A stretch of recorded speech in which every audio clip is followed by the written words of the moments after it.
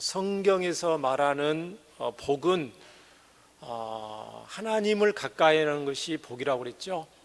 하나님을 가까이 하는 것이 성경의 복이라고 시편 73편 28절 또 시편 1편에 기록이 되어 있습니다. 돈도 많으면 좋고요, 이 땅에 사는 동안 아프지 않고 건강하면 또 더 좋죠.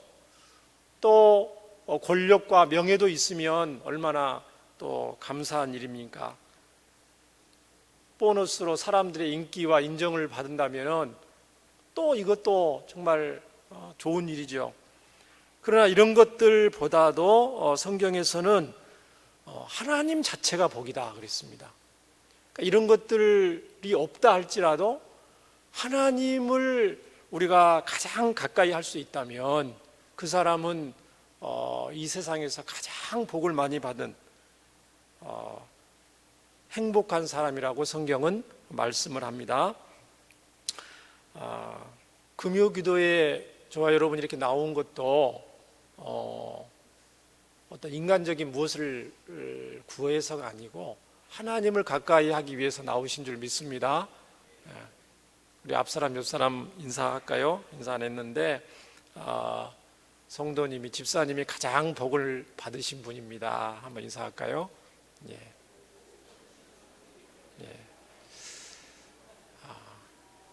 이 하나님을 가까이 하러 나오셨기 때문에 그렇습니다. 아무나 나오는 거 아니죠. 금요 응답기도에 있다고 해서 다 나옵니까? 이 밤에 피곤할 수도 있고요. 우리 성도님들 일주일 동안 또 일하시고 또 피곤한 시간이기도 하고, 집에 텔레비전 재밌는 거 해요, 안 해요? 텔레비전 요즘 가까이 안 하시니까 잘 모르겠어요. 예전에 목금 드라마 막 이런 것도 하고 그랬었어요. 금요일 날 재밌는 거 예전에는 많이 했는데 요즘은 뭐 하는지 모르겠습니다. 어쨌든 여러분 이렇게 금요 기도의 시간에 나와서 하나님 앞에 기도하려는 그런 마음을 먹은 것 자체가 감사하고, 또 그 마음을 먹게 하신 분도 우리 하나님이신 줄 믿습니다. 근데요, 하나님을 가까이 하는 게 복인데 머리로는 알지만 가까이 하고 싶은 마음이 어떨 때는 간절하게 들기도 하지만 어쩔 때는 그냥 잘 안 들 때가 있어요. 세상의 분주한 일 때문에 그럴 수도 있고요, 세상의 재미있는 일 때문에 그럴 수도 있고요, 속상하면 속상한 대로, 또 기쁨은 기쁜 대로, 놀 일이 많으면 많은 대로 하나님을 가까이 하는 것이 어려운 시대에 저희 살고 있습니다. 그래서 기도는 이제 하나님을 가까이 한다는 것은 결국은 하나님 앞에 가까이 가서 이제 기도하고 예배하고 이렇게 하는 것인데요, 이 편안할 때보다 오히려 고난이 있고 근심이 있고 절박한 문제가 있을 때 간절한 마음으로 하나님을 가까이 하는 것을 우리가 볼 수가 있습니다.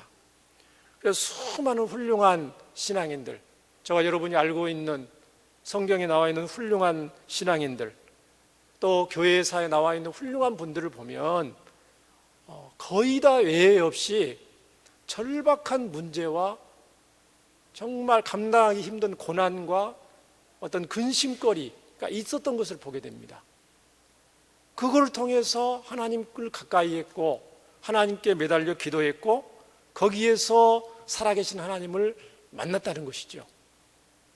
오늘도 읽었던 본문, 저와 여러분이 잘 아는 기도의 여성 한나의 그 기도문을 읽었어요.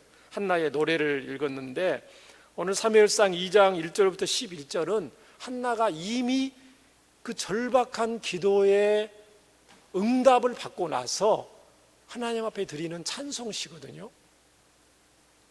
그러니까 오늘 이 사무엘상 2장 이 한나의 기도문을 여러분 같이 읽었는데 어떤 마음이 딱 드셨어요?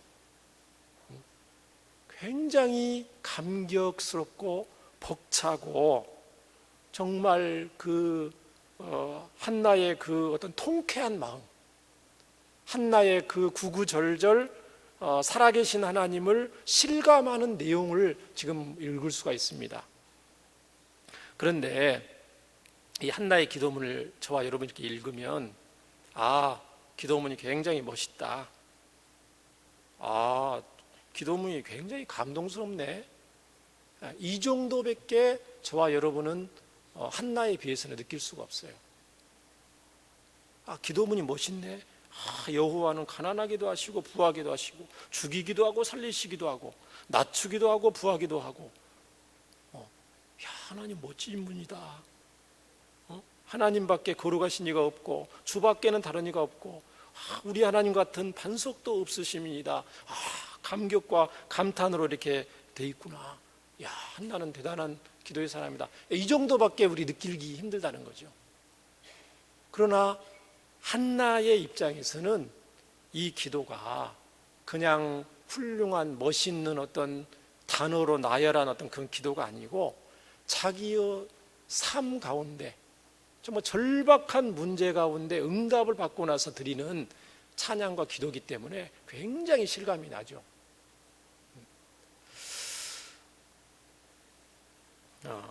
그래서 어떻게 해서 이렇게 한나가 이런 정말 실감나고 통쾌하고 감격적인 기도를 하나님께 드리게 되었는가? 그 한나의 입장으로 우리가 돌아가서 그런 한나의 심정을 좀 살펴보고 저희들도 이 한나의 그런 중심을 배워서 또 기도하는 주의 백성들 되기를 주의 이름으로 축원합니다. 한나의 이 이야기는 사무엘상 1장에 나와 있습니다. 사무엘상 1장을 좀 살펴보시면 1장 1절에 에브라임 산지 라바다임의 소빔에 에브라임 사람 엘가나라는 사람이 있었죠. 한나의 이제 가정 이야기가 시작이 됩니다. 엘가나라는 사람이 있었는데 쭉 이렇게 조상들이 나와 있고요. 자, 그에게 이제 엘가나에게 두 아내가 있었으니 한 사람의 이름은 한나요, 한 사람의 이름은 분인나라 그랬습니다. 아내가 두 명이었다는 거죠. 엘가나에게. 그런데 이 엘가나는 굉장히 경건한 사람이거든요.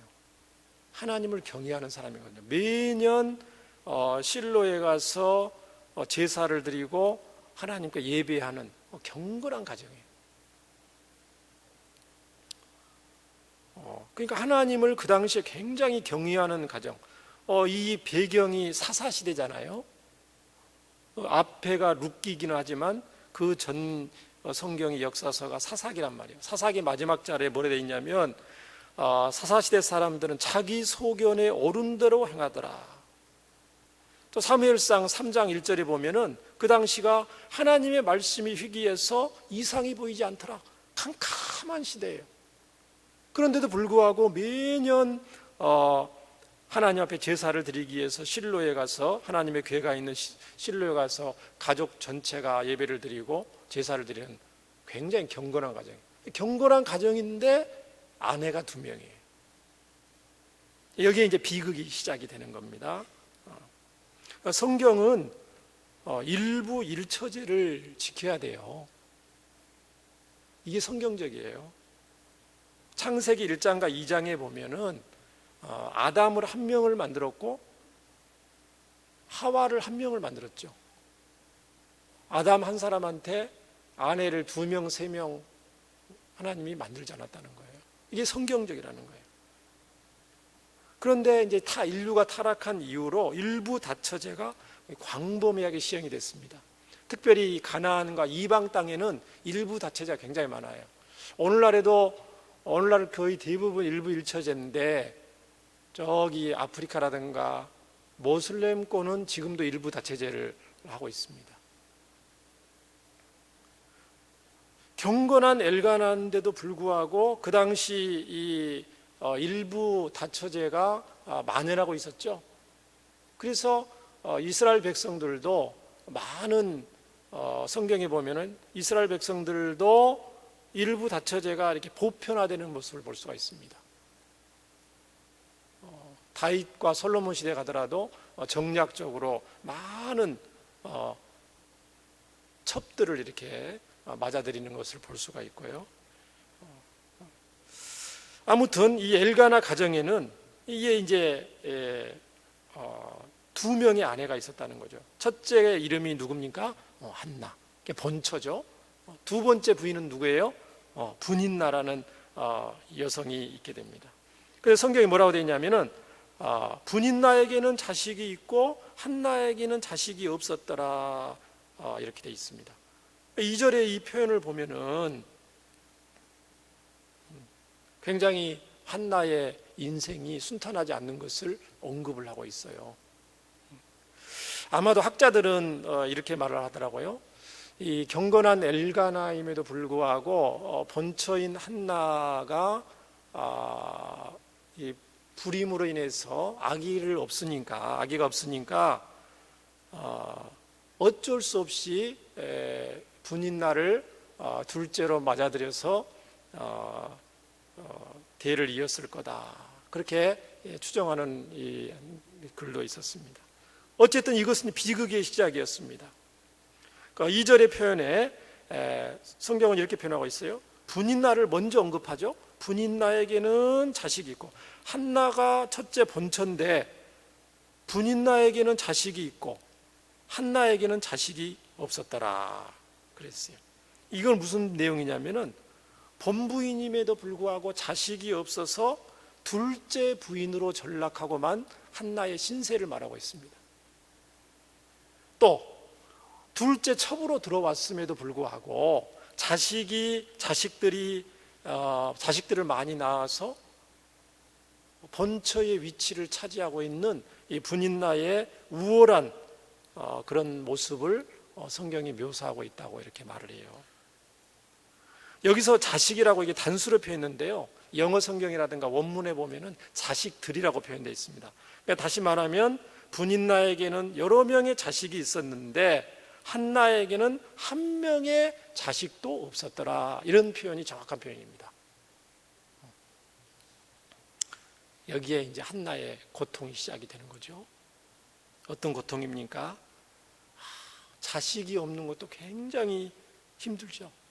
결혼을 했는데 사랑하는 사람과 결혼을 했는데 자식이 없는 거, 이거는 사실은 이런 것을 경험해 보지 못한 당사자들이 아니고서는 우리가 알 수가 없죠. 결혼을 했는데도 불구하고, 일찍 결혼을 했는데도 불구하고 자식이 없는 거 굉장히 힘들죠. 특히 이 이스라엘 백성들한테는 어떤 게 있었냐면은 많은 자녀는 하나님의 축복이라고 그랬잖아요.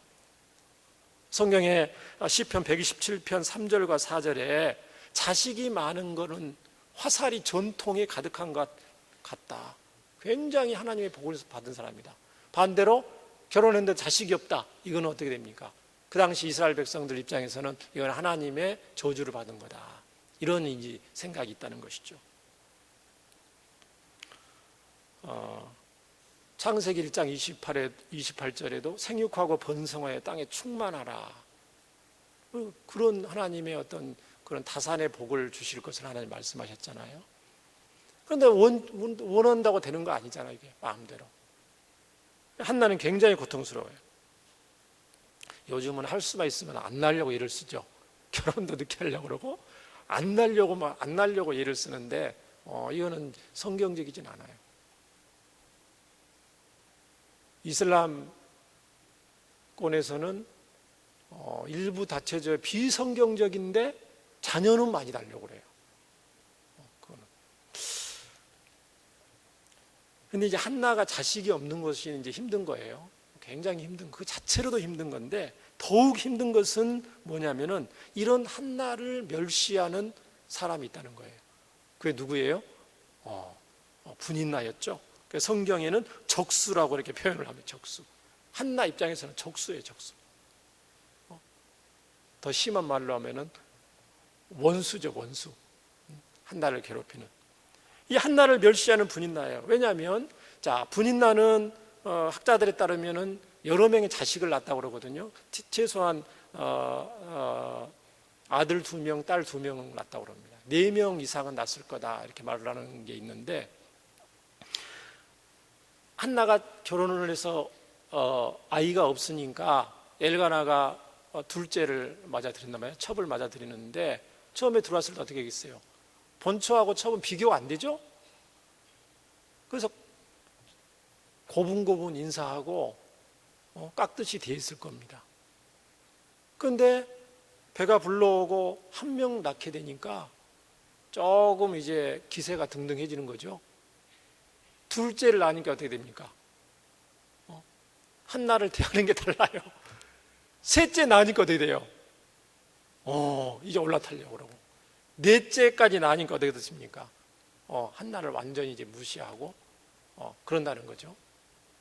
성경에는 없는데 제 생각입니다. 제가 지금 말씀을 드리는 겁니다. 실감나게 한나 입장을. 한나가 지금 굉장히 격분하고 성경에 괴로웠다 이렇게 표현을 하거든요. 지금. 그러니까 어떻게 하면 한나가 얼마나 힘들었을까? 그거를 이제 저와 여러분이 알면 알수록, 이 한나의 심정을 알면 알수록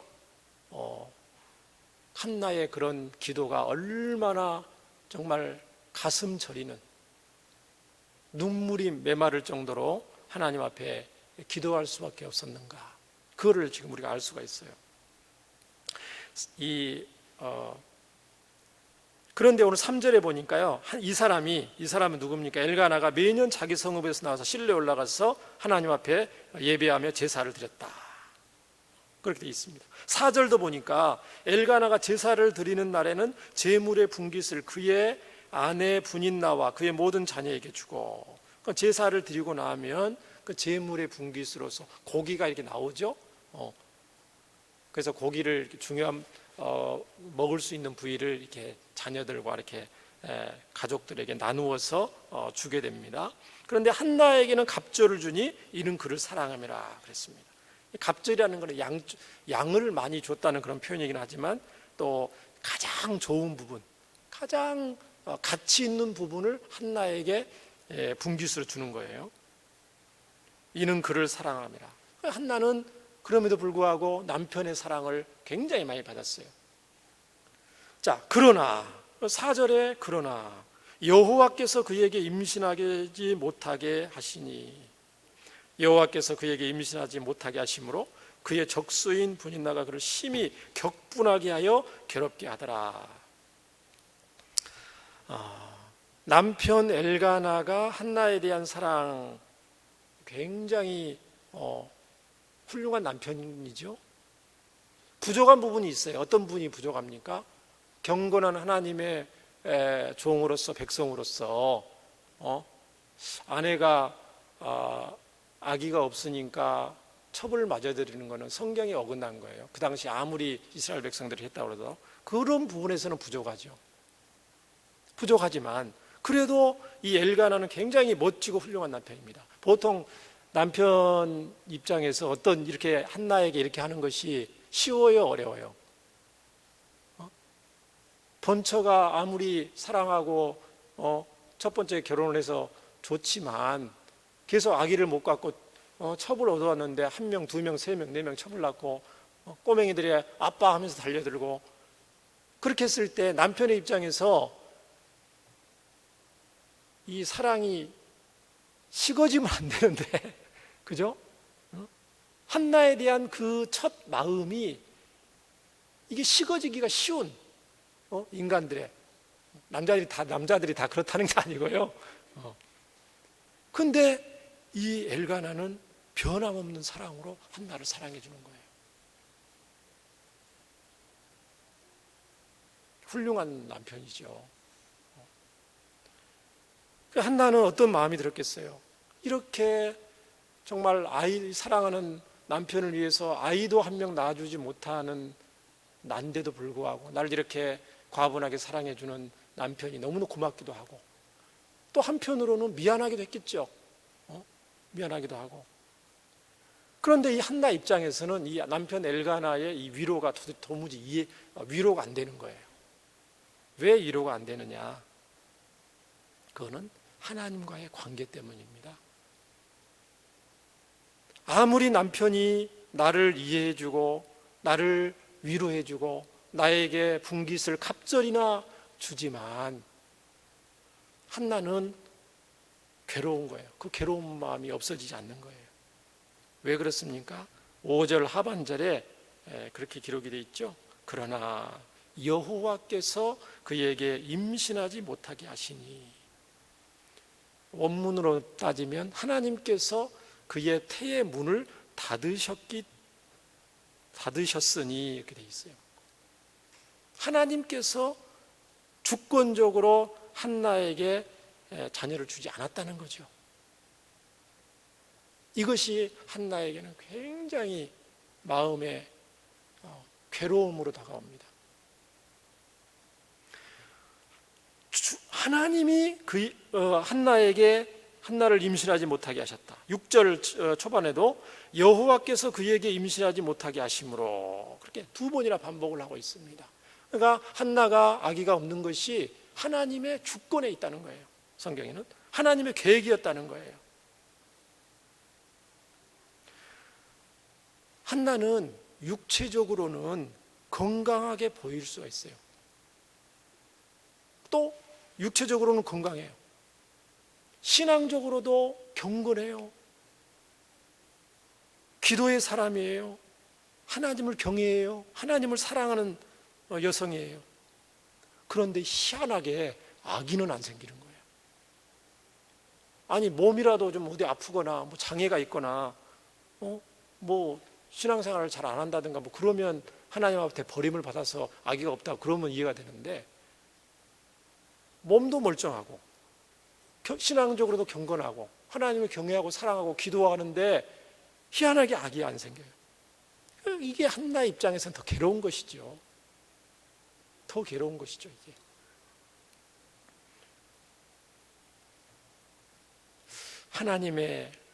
내가 하나님의 사랑을 받지 못하고 있는 건 아닌가, 하나님으로부터 정말 저주를 받은 건 아닌가, 그런 생각이 한나에게는 들었을 것입니다.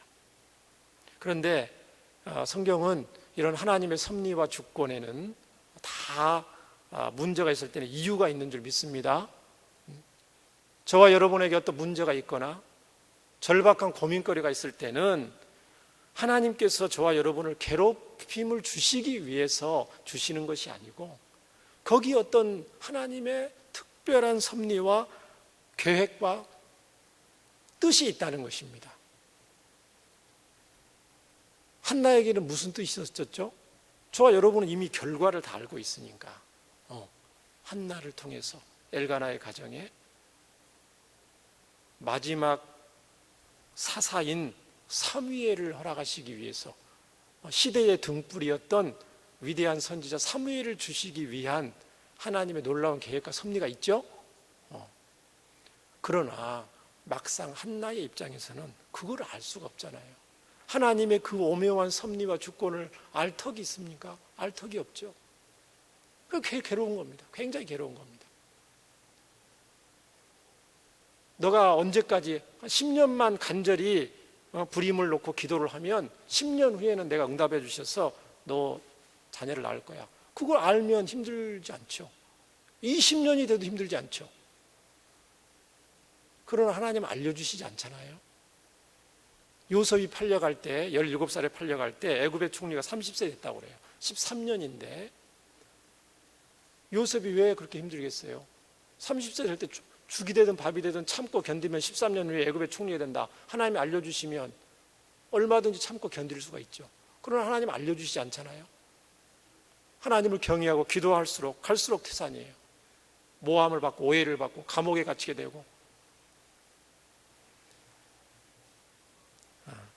그런 것을 우리가 하나님이 알려주시지 않더라도 저와 여러분에게 당하는 어떤 문제가 있든지 절박한 기도 제목이라 할지라도 하나님은 선하신 분이기 때문에 하나님의 크신 뜻과 계획을 반드시 저와 여러분의 인생 가운데 이루실 줄 믿습니다. 6절에 보니까 하나님이 임신하지 못하게 함으로 적수 분인나가 그를 심히 격분하게 하여 괴롭게 하더라, 그렇게 되어 있습니다. 하나님이 임신하지 못하게 한 것 때문에 분인나가 더 괴롭혔다는 거예요. 어떻게 하면 한나가 가장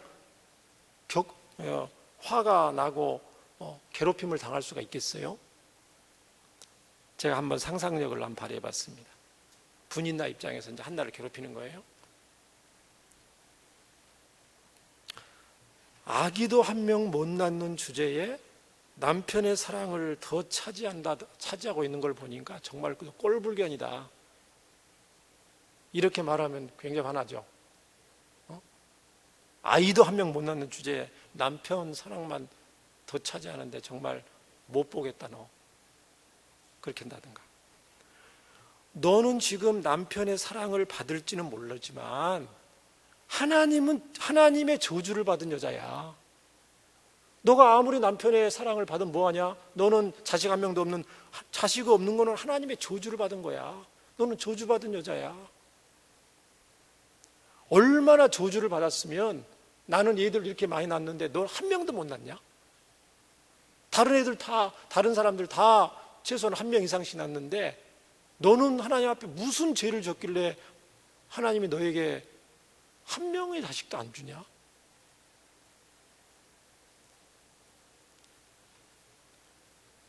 또 여자 구실도 못하는 것이 왜 사냐?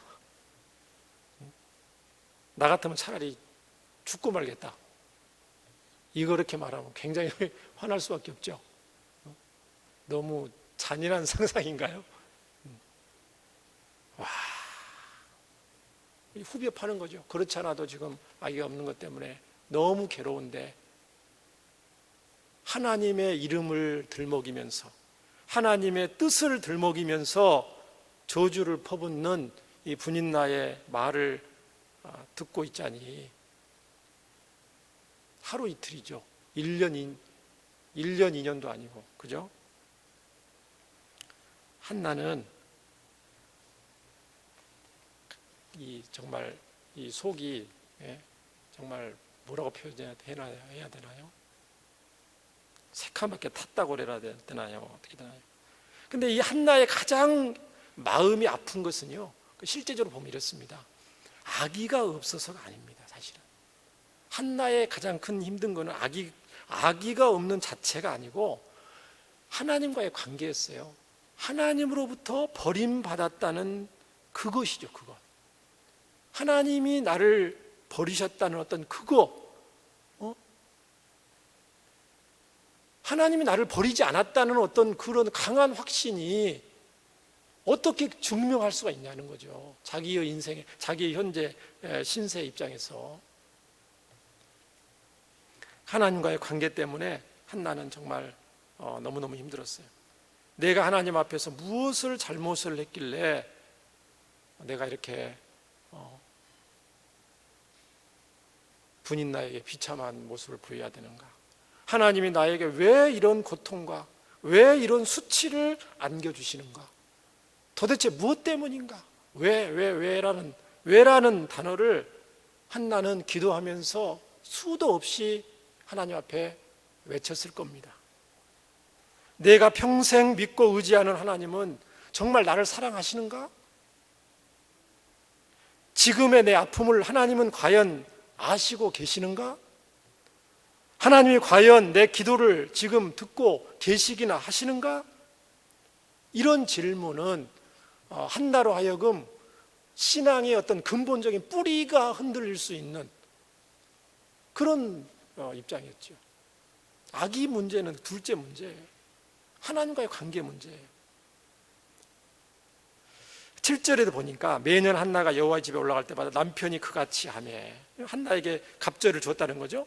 분인나가 그때마다 그를 격분시킴으로 그가 울고 먹지 아니하니 그의 남편 엘가나가 그에게 이르되 한나여 어찌하여 울며 어찌하여 먹지 아니하며 음식 먹을 지금 상황도 아닌 거예요.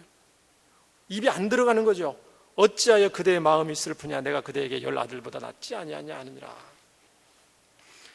이 엘가나의 이 편애, 한나를 더 사랑하는 이 편애가 분인나 입장에서는 더욱 이 화가 나는 거예요.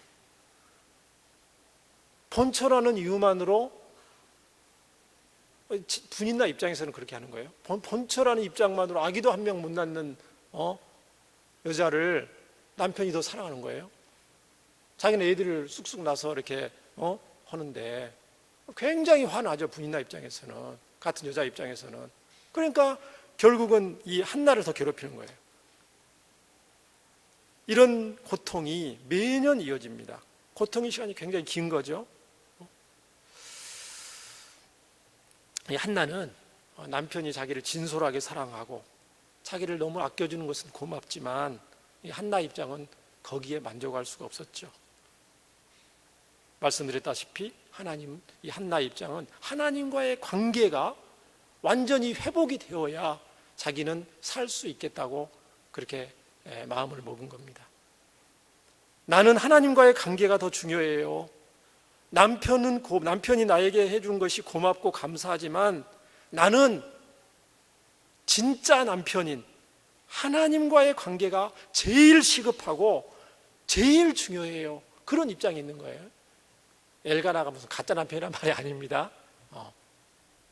저와 여러분에게는 참 신랑이시잖아요. 하나님이 참 남편이잖아요.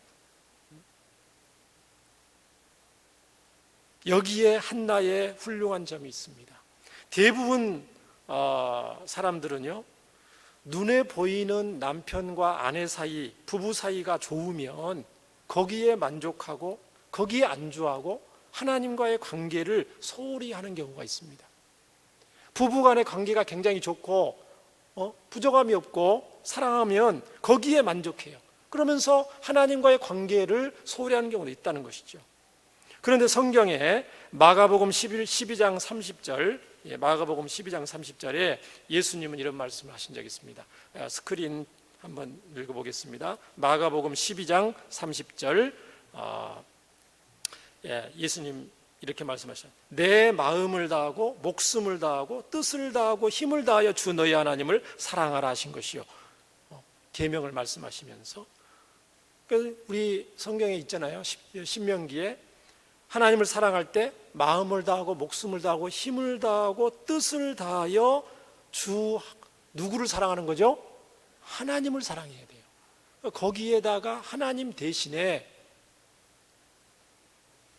남편을, 아내를, 자식을, 형제나 자매나 우리가 가장 소중하게 여기는 사람을 말하는 거예요.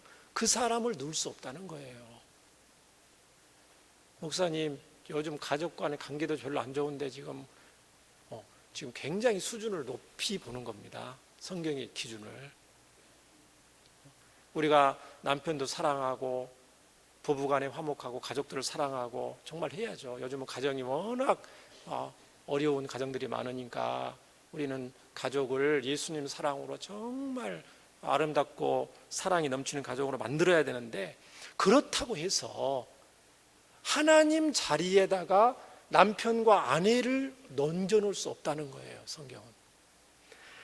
누가복음 14장 26절에 예수님이 이렇게 말씀하신 적이 있습니다. 무릇 내게 오는 자가 자기 부모와 처자와 형제와 자매와 더욱이 자기 목숨까지 미워하지 아니하면 능히 내 제자가 되지 못하고. 이게 무슨 말입니까? 가족들을 미워하라는 말입니까?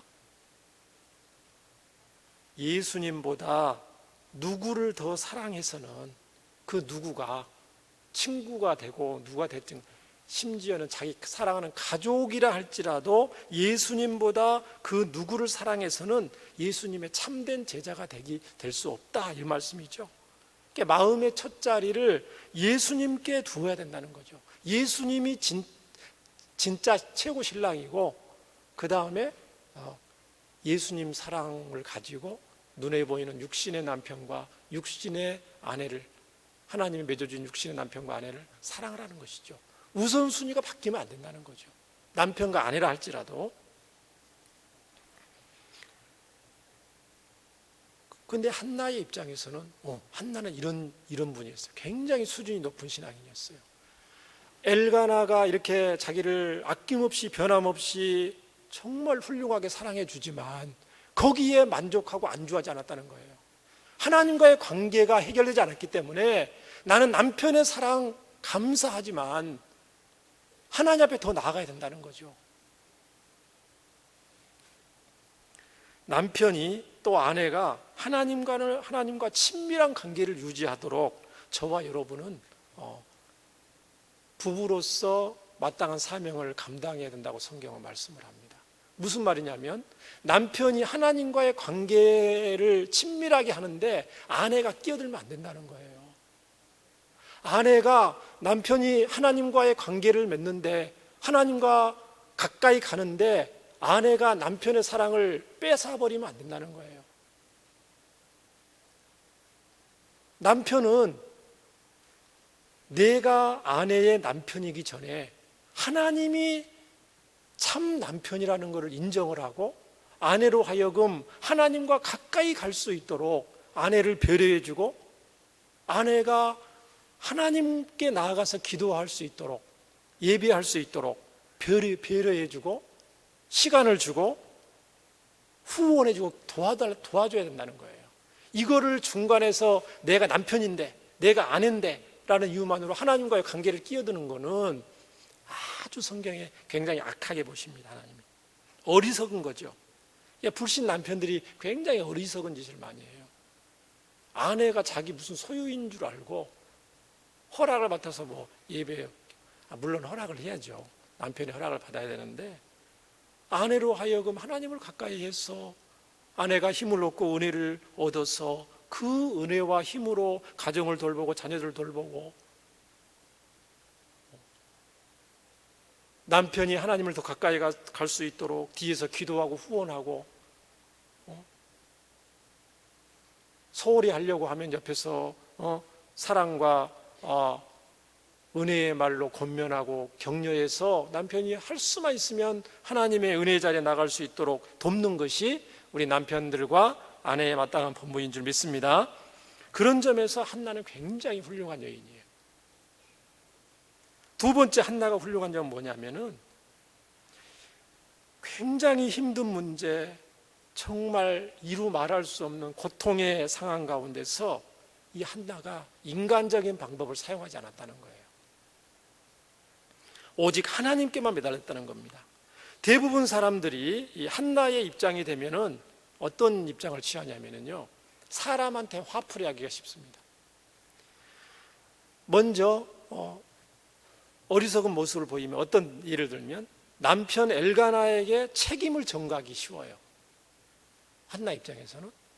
왜냐하면 아니, 당신이 경건한 하나님의 사람이라면서 성경에 하나님이 아내를 한 명 하라고 그랬지, 내가 아무리 부족한다 할지라도 어떻게 첩을 당신 줄 수가 있습니까? 이 모든 문제의 비극은 당신이 첩을 들여와서 이 사단이 난 겁니다. 당신 책임지세요. 분인나와 나중에서 둘 중에 분인나와 나중에서 선택하세요. 당신. 도저히 열불나서 못 살겠습니다. 당신이 가장이니까 당신이 책임지세요. 이렇게 하기 쉽다는 거예요. 심히 어리석은 여성의 모습이죠. 이런 모습은. 근데 굉장히 어리석은 분들이 좀 있더라고요, 보니까. 전혀 문제 해결에 도움이 안 되고,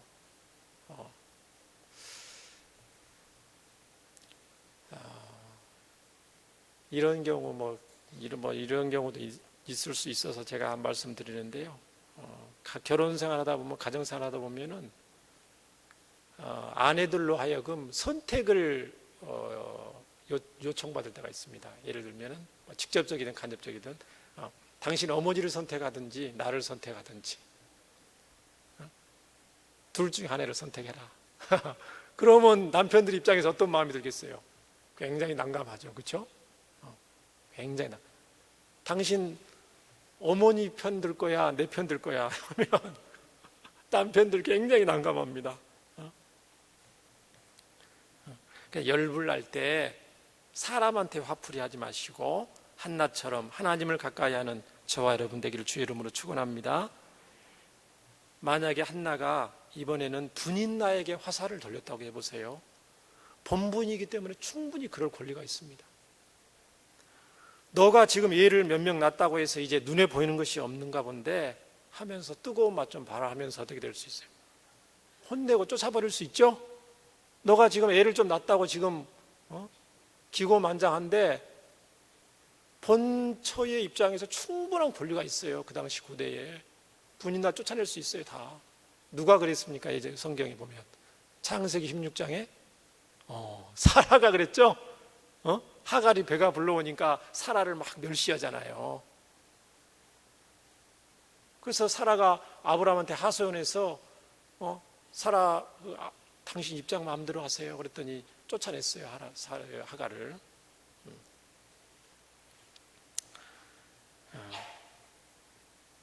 그럼에도 불구하고 한나는 나에게 있는 이 모든 고통이, 우리 가정에 있는 모든 아픔이 하나님의 손에 달려 있다고, 하나님의 주권과 섭리하에 이르라는 것이라고 바르게 문제를 보고 하나님 앞에 나아갔습니다.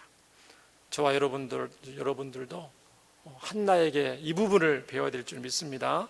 문제가 있고 또 고통이 있더라도 이 모든 것을 알고 계시고 이 모든 것을 주관하고 계시고 또 하나님이 허락하시는 가운데 있다는 걸 알고 하나님 앞에 매달리고 하나님 앞에 가까이 하는 저와 여러분 되기를 바랍니다.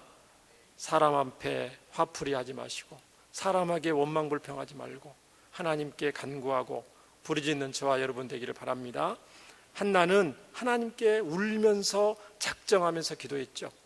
평소에도 기도했지만 더 힘드니까 더 나아서 기도하는데 10절과 11절에 뭐라고 합니까? 한나가 마음이 괴로워서 여호와께 기도하고 통곡하며 소원하여 이르되 만군의 여호와여, 만일 주의 여종의 고통을 돌보시고 나를 기억하사 주의 여종을 잊지 아니하시고 주의 여종에게 아들을 주시면 내가 그의 평생의 그를 여호와께 드리고 삭도를 그의 머리에 대지 아니하겠나이다.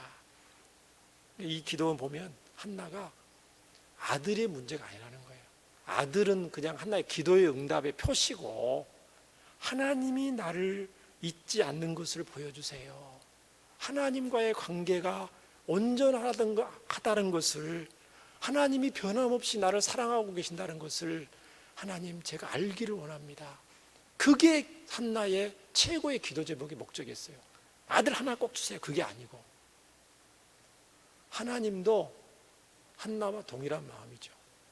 한나를 괴롭혀서 자녀를 주시자 괴롭히는 문제가 아니고 한나를 하여금 간절한 마음으로 기도하게 하셔서 시대를 감당할 만한 믿음의 선지자를 세우시기를 원하셨고, 사무엘이 낳고 나서 하나님은 한나에게 자녀를 몇 명을 주십니까?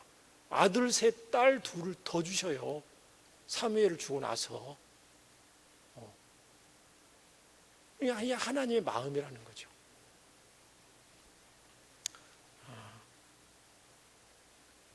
한나는 사무엘을 얻었지만 더 중요한